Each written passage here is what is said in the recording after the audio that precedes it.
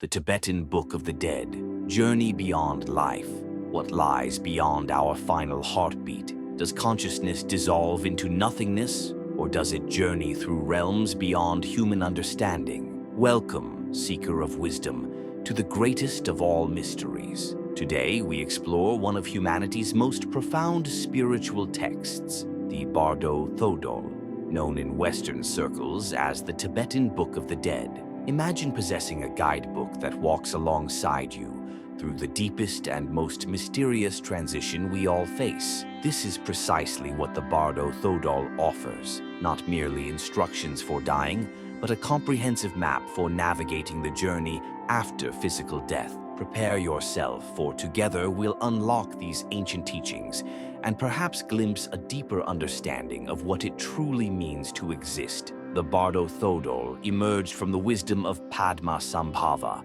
a figure both historical and mythical within Tibetan Buddhism. Born in what is now Pakistan, he stands as the towering figure who established Buddhism in Tibet during the 8th century. Tibetan tradition reverently calls him Guru Rinpoche, the precious teacher. Yet Padmasambhava was far more than a simple monk. He was a profound spiritual master, a tantric adept who mastered the deepest mystical practices and esoteric knowledge. The Bardo Thodol arose from his compassionate wish to guide not just the living but also those who had passed beyond, offering them a path to liberation even after the body's final breath. From childhood, Padmasambhava displayed extraordinary spiritual gifts, recognized as a Mahasiddha, one who has reached the highest levels of spiritual attainment. He developed remarkable abilities considered miraculous by witnesses. He was invited to Tibet by King Trisong Detsen, who sought to establish Buddhism and create spiritual unity among his people. At this time, Tibet was steeped in powerful shamanic traditions and animistic beliefs firmly rooted in the indigenous Bon religion. This diverse spiritual landscape created significant challenges for Buddhism's introduction. Upon arriving in Tibet, Padmasambhava encountered resistance from numerous cultural and spiritual forces. The local deities and spirits of Bon tradition opposed the new teachings. So Padmasambhava employed his mastery of ritual and tantric practices to subdue these energies. His brilliant integration of Bon deities into Buddhist practice established a lasting spiritual foundation. Padmasambhava founded Tibet's first Buddhist monastery at Samye and began transmitting profound teachings about mind, reality, and the cycle of existence known as samsara. In Tibetan Buddhism exists a deep understanding that death represents not an ending but a transition, a moment ripe with potential for spiritual awakening. Padmasambhava recognized that at death, the mind enters a unique state where, freed from physical limitations, it becomes exceptionally receptive to ultimate truth. He understood this created a precious opportunity for liberation, yet knew most beings become lost in fear and confusion during this transition, missing this possibility entirely. His mission became creating a guide that could be read to the dying or studied during life, preparing the mind for the bardos, the intermediate states between death and rebirth. At heart, he sought to ease suffering and open doorways to enlightenment even when everything appears to be dissolving. This compassion forms the foundation of the Bardo Thodol. Padmasambhava recognized that many might not achieve enlightenment during life, but he saw in death a final opportunity. He provided detailed instructions for practitioners to recognize the clear light, the pure, unfiltered nature of mind that manifests at the moment of passing. The Bardo Thodol guides us through 3 primary states, or bardos, that every consciousness traverses. First, the Chikai Bardo, the moment of death itself. In this bardo, consciousness experiences the dissolution of the physical body and finds itself liberated from material constraints. When dissolution completes, consciousness encounters the primordial clear light, described as a brilliant, pure, and boundless radiance. This clear light represents the absolute nature of mind, pure awareness without duality, fear, or attachment. Some traditions call it the higher self, others the cosmic mind, a state of complete peace and infinite potential. For the prepared spiritual practitioner, the Chikhai Bardo offers immediate liberation. If consciousness recognizes the clear light as its own essence, it achieves instant liberation, nirvana, with no need to experience further bardos. This recognition requires no rituals or dogma.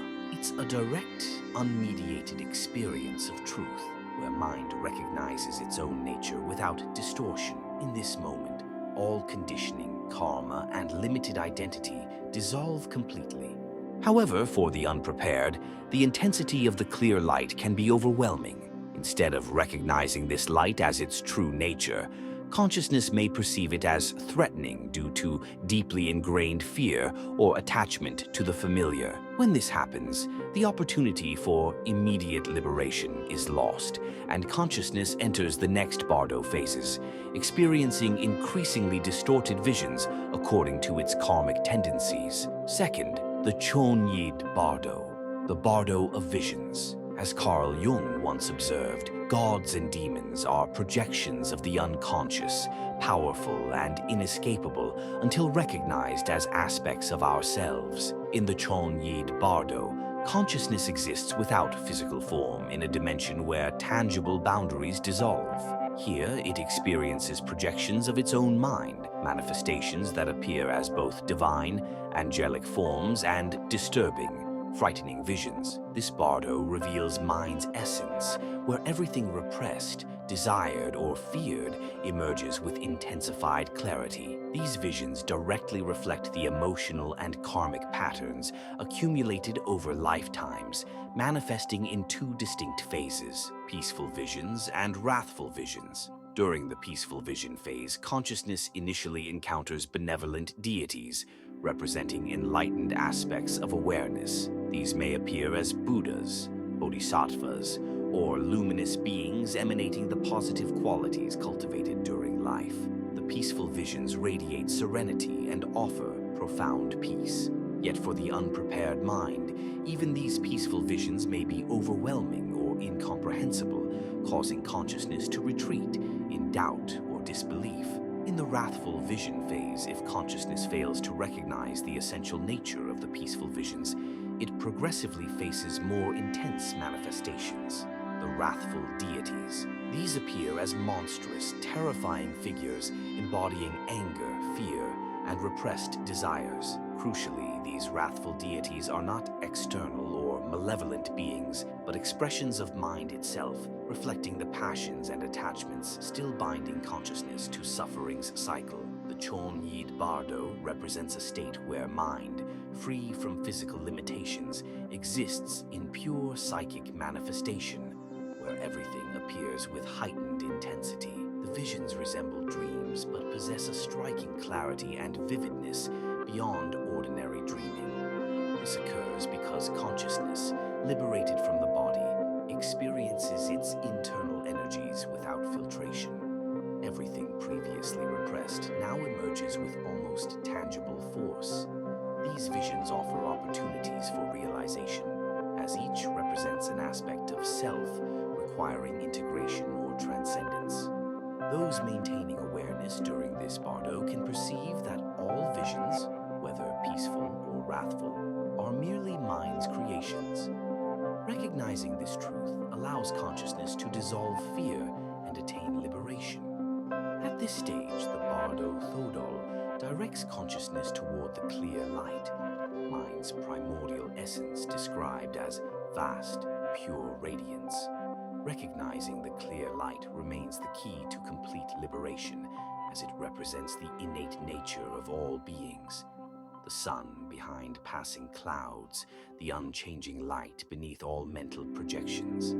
If consciousness sees through these visions, it achieves enlightenment, transcending rebirth's cycle. However, recognizing the clear light challenges the ordinary mind. For most beings, these visions appear so real and meaningful that seeing beyond them becomes difficult.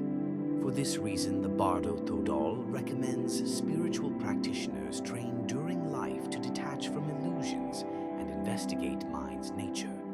With such preparation, even when facing the intense visions of the Chonyid Bardo, they maintain focus on the clear light, and discover peace.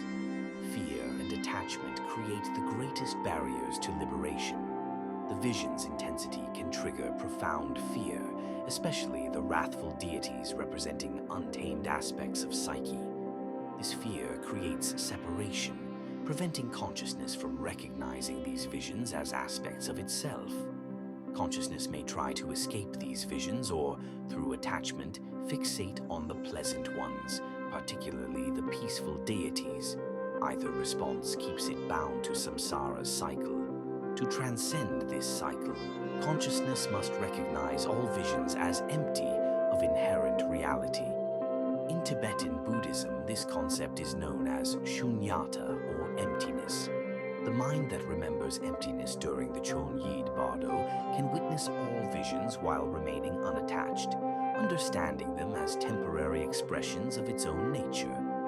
The Chonyid Bardo experience isn't punishment or meaningless suffering, but a revelatory phase where consciousness confronts the mirror of its own mind, a test distinguishing those ready for liberation from those requiring further rebirth for deeper learning. Third, the Sidpa Bardo, rebirth. In this final stage, consciousness faces a crucial moment, the choice of its next form, determined by the accumulated energy of all actions, thoughts, and intentions, what we call karma.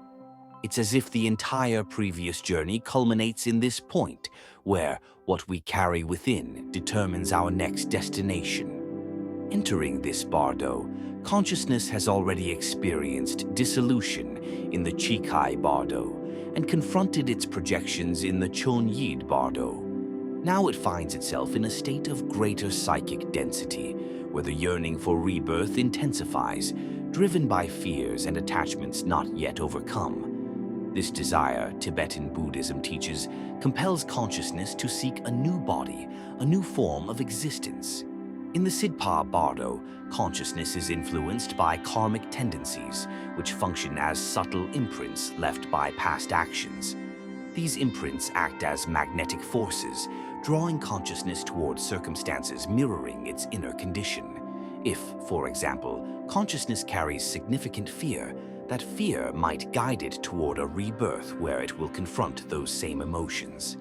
Similarly, intense desires and unregulated emotions create energetic patterns, shaping the life consciousness will experience in its next cycle. During the Sidpa Bardo, consciousness experiences visions associated with the rebirth process. These visions often include images of couples in union, metaphors for new life's creation. Here, consciousness unconsciously chooses a new body, guided by emotional tendencies and karmic impulses.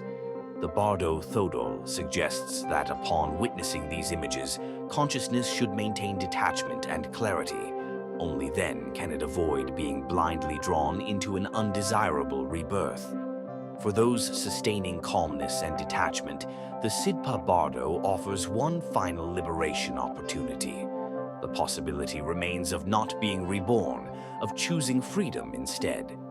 This represents the spiritual practitioner's ultimate goal. Rather than being reborn under illusion's influence, they recognize these visions as manifestations of their own mind, transient and fundamentally empty. Throughout the Sidpa Bardo, consciousness feels powerful attraction toward a new body, a process the Bardo Thodol compares to a psychic storm. The urge to continue existing, to embody form once again, becomes irresistible. The selection of a new body isn't conscious choice, but happens through deep instinctive calling, where the new birth's qualities reflect mind's condition. The next body becomes a mirror of what consciousness needs to experience or resolve. This selection process reflects the Buddhist understanding that each rebirth offers spiritual growth opportunity. The body consciousness chooses aligns with its karmic and spiritual development. Yet many fail to recognize this opportunity and become reborn in challenging conditions where suffering perpetuates itself. Those who see beyond this illusion, however, may reach a state where, instead of rebirth, they merge with the clear light, mind's ultimate essence. According to the Bardo Thodol, preparation for this final stage begins during life, by examining our desires and fears. While alive, we develop awareness of the impulses shaping our destiny. Spiritual practices like meditation and contemplation of death strengthen detachment, helping mind remain unbound by the dramas arising in the Sidpa Bardo. Thus, the Sidpa Bardo reveals a profound truth. Life and death are interconnected, and rebirth's cycle simply expresses our own choices and perceptions. By freeing ourselves from attachment, we liberate ourselves from rebirth's cycle and achieve enlightenment, the state where rebirth ends because the illusion of fixed identity dissolves. The Bardo Thodol isn't merely religious text or esoteric belief collection. It's a tool for self-knowledge, a mirror for our mind, and a map for our destiny. It teaches that death marks not just life's conclusion, but the gateway to new beginnings. As Ramana Maharshi said, "When you die, there is only one question that matters. How fully did you love?" In this light, the Tibetan Book of the Dead invites us to examine our lives. Are we prepared for the final journey? Are we ready to release everything we believe ourselves to be? Perhaps by contemplating these teachings, we not only prepare for death, but learn to truly live. If this exploration of the unknown resonated with you, share this video and subscribe to our channel. Let us know in the comments what fascinates you most about life after death. For the path of self-knowledge stretches far, and together we can explore existence's greatest mysteries. Thank you for watching.